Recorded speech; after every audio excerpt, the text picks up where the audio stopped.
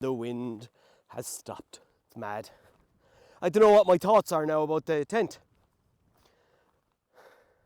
I suppose looking at the pluses, it didn't break.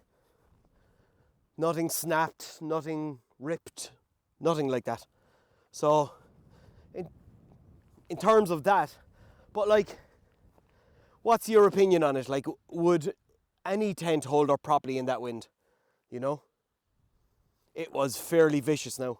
And plus, the tent was getting hit from an angle that I don't think any tent could hold in that.